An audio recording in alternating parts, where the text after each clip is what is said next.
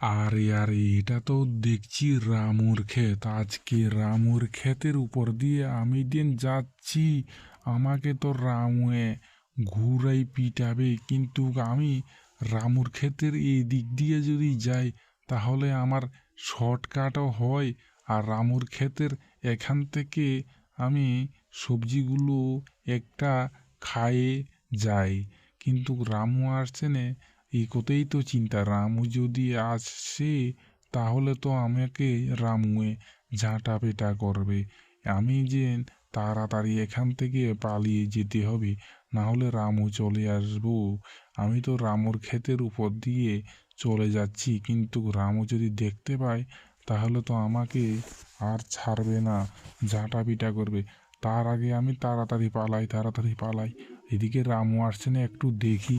যদি রামু আসে, তাহলে তো আমার ঝাঁটা পিটা করবে আমাকে। তার আগে আমি যত তাড়াতাড়ি সম্ভব অত তাড়াতাড়ি আমি তাড়াতাড়ি পালিয়ে যাই, তাড়াতাড়ি পালিয়ে যাই। না হলে রামু আসলে খুবই বিপদে পড়ে যাব আমি। তার জন্য ভাগ